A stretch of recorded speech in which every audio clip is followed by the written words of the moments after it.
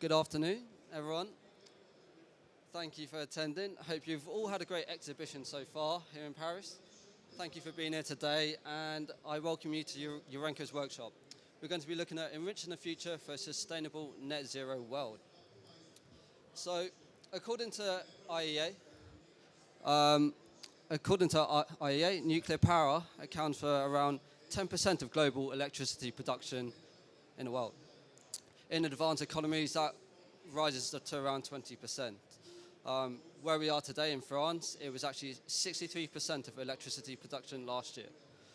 So as a share of renewables, like solar and wind, increase in order to help economies meet sustainable energy targets, the need for consistent and stable carbon-free power generation, such as nuclear, will be vital going forward. So I'm just going to put up a disclaimer on the screen for everyone to read. And hopefully you've scanned that quickly. So the nuclear fuel cycle is an integral part of the nuclear energy production. And what you can see on screen is an example of what the front-end fuel cycle is with the majority of nuclear reactors, most commonly LWRs. The cycle encompasses the journey of nuclear fuel from its extraction out of the ground to its use in nuclear power generation. We, Urenco, sit as enrichment service providers. The enriched uranium is then converted into fuel pellets, which are then assembled into fuel rods, and then these rods will form the core of a nuclear reactor, where nuclear fission takes place. We're a global leader in uranium enrichment services. We were established in 1970 via the Treaty of Almelo, which is an agreement between the Troika states. The states were UK, Netherlands, and Germany.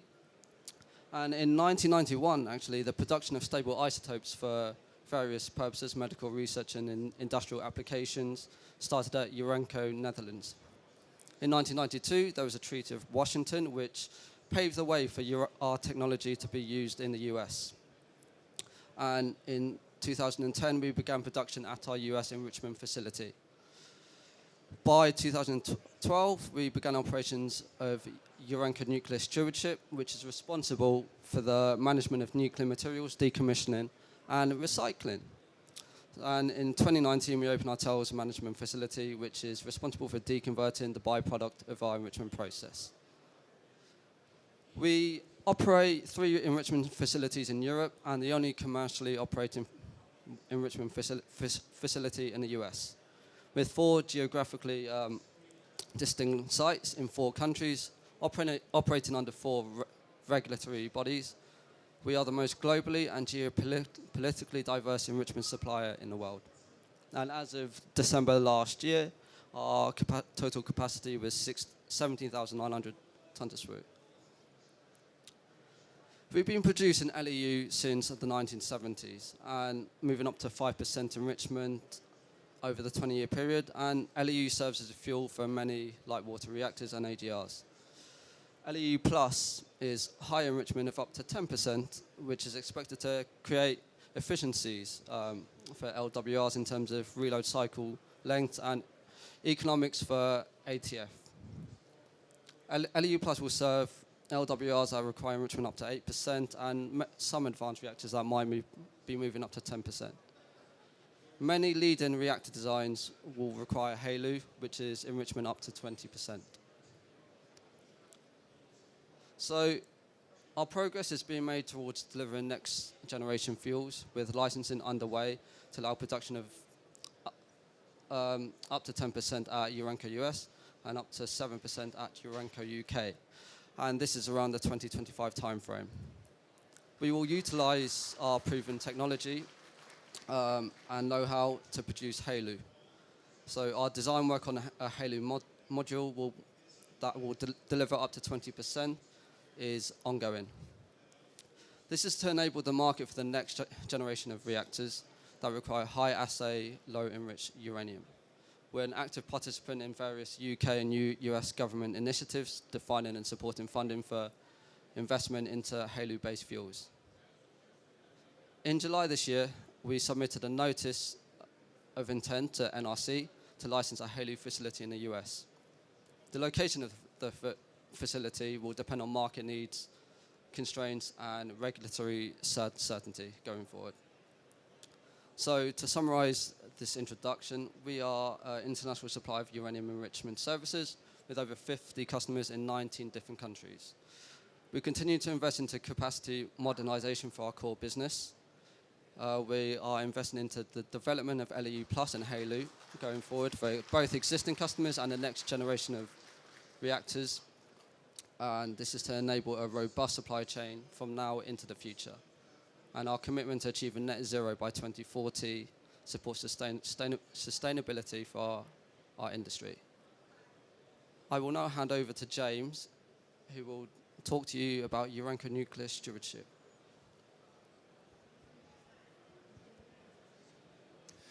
Hi, everybody. So my name's James McLeod. I'm General Manager of Urenco Metals Recycling, sitting within Urenco Nuclear Stewardship Global. I want to go through a little bit of background as to what UNS is, what we're doing in metals recycling, and how that impacts on sustainability. Urenco Nuclear Stewardship is the centralised waste management and decommissioning function for the Urenco Group in the UK and abroad. So we provide expertise internally and externally through the newly created UNS Global. And UNS provides stewardship of nuclear materials through waste management, long-term storage, decommissioning, and waste management services. We have expertise in decommissioning and land remediation, engineering, and waste management facilities. The main purpose of what we're doing in UNS Global is to decommissioning our existing liabilities. And as such, we have a few initiatives going on globally in centrifuge dismantling facilities, hydropyrolysis, general decommissioning and waste management support, but also the metals recycling. So the intention is to create an end-to-end integrated waste management and decommissioning service that needs to be able to cover our global needs for centrifuge dismantling for aluminium and steel. And as part of that, we're going through a phased approach to develop our capabilities. The first aspect is an expansion of an existing waste management facility to include additional sorting and segregation capability, decontamination, and melting for decontamination as well. This project is currently in concept phase, and we should be moving towards basic design next year. So how does this fit into? How does this fit into our sustainability? We, as part of the business case, we looked very hard at sustainability, and we built that on 3 pillars. That being economy and developing good high-end jobs in the local economy, environmental, which I'll go on a little bit later, and providing a benefit to society as well. So in terms of the benefits of actually recycling our metal, I did a little bit of research on the internet on this, and some of the figures are variable, but these are sort of fairly consistent. And each ton of steel that we do recycle, we save 1.67 tons of CO2. It means that 1.4 tons of iron ore isn't used that would ordinarily be used in for virgin steel production, and saves on approximately 0.8 tons of coal. And aluminium's an even greater saving of saves up to 9 tons of CO2 per ton. So to put that into a little bit of context, the waste management facility is planning to process 3,000 tonnes of steel per year. This will save 5,000 tonnes of CO2 emissions, and that's the equivalent of removing 1,000 cars from the road per year. So I'll hand over to Safi.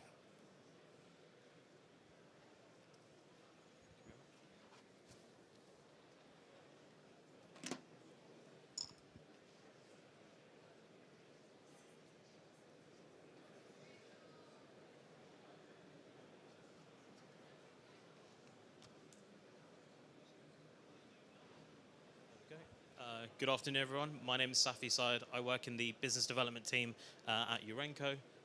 Within business development, we essentially are looking at new growth opportunities for the business, and one of those is our stable isotopes business based in Netherlands as well. So this is just a quick aerial shot of our site in Almelo, Netherlands. It's very close to the border of Germany. It's about a 20 to 30-minute drive. We began operations at UNL in 1973, and we currently have over 300 individuals on site. Our Netherlands site is actually one of Urenco's first enrichment sites, and actually some of our first enrichment contracts were supplied out of this facility as well. But what makes our Urenco Netherlands site very unique is that besides uranium enrichment, we actually use our centrifuge technology to produce a variety of stable isotopes as well for medical, industrial, and research processes as well. We actually provide support to 2 million patient treatments using our stable isotopes that have medical uses as well.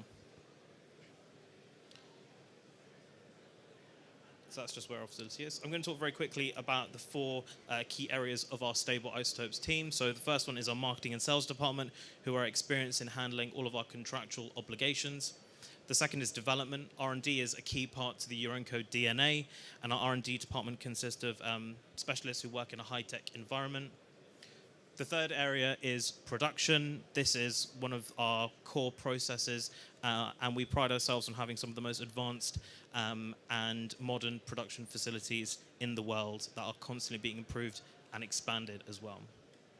The fourth is logistics. We're really proud to provide all the logistical support to all of our customers, worldwide shipment as well, and all of our staff are IATA and IMDS certified as well.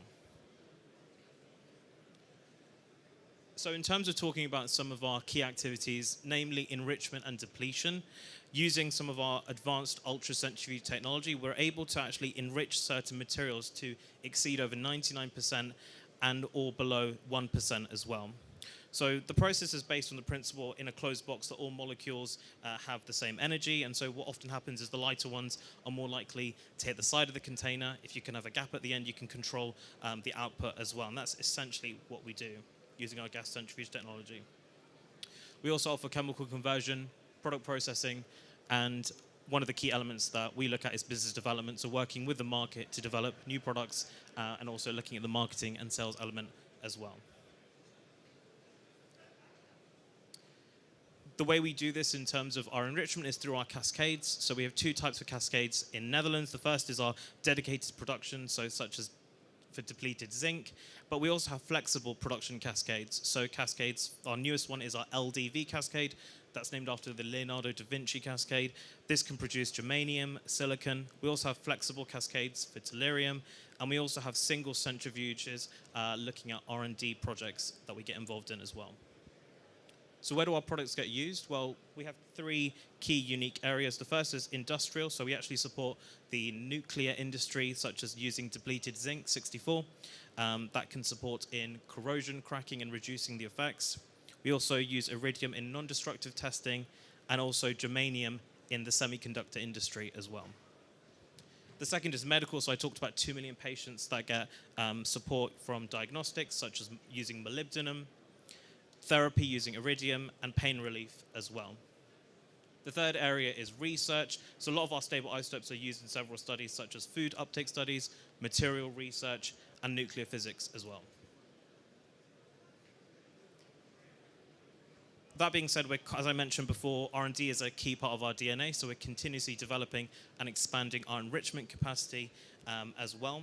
One of the key areas we're looking to work towards and what we see on the horizon is where we can support in medical isotopes, which is the next frontier that we're really excited about as well. So at the moment, 40 million nuclear medicine procedures happen every year, and that number is set to increase about 5% annually as well. The nuclear medicine space is basically based on the theory or the principle of theranostics, which is basically combining diagnostics with therapy using the same molecule. A really great example of this, and really what got me interested in it, was last year when I visited the UCLH Institute for Nuclear Medicine. So it's in central London. It's the largest nuclear medicine centre in the UK, and actually one of the largest in Europe as well. And actually talking to the clinicians, understanding more about their research, but also seeing the impact that it had on these novel routes to actually save lives was really quite something to see. So essentially, it uses the lock and key methodology, which is essentially once you've injected the patient with the radioisotope, it finds its way through via the bloodstream it binds to the tumor, the specific receptor. But what's really amazing is it doesn't actually damage the surrounding tissue as well. Now you might be thinking, why is this so important? Well, actually, as we know, global populations are increasing, but also the incidence of certain cancers are increasing as well. In my home country, the UK, we have no homegrown supply of many of the radionuclides that are needed in the NHS. But actually, this is a problem that a lot of Europe is going to face. A lot of our medical isotopes facilities are aging and being decommissioned as we speak as well. So there's a huge opportunity to support some of the UK's over 700,000 nuclear medical treatments as well. So the UK government are moving on this as well. So they announced the Medical Radionuclides Innovation Programme, or MRIP, last year, which was looking at funding for 10 new projects in the UK to support the supply chain across academia and industry. Urenco were very proud to have been awarded one of those last month in October.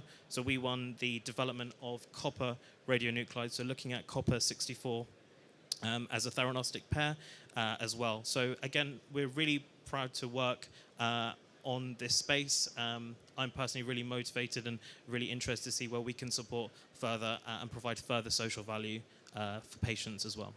Thank you very much.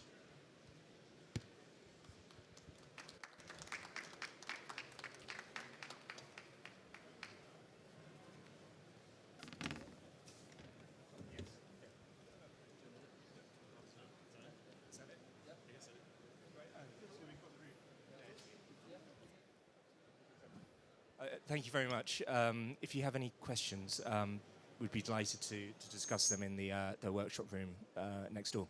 Thanks very much. Bye.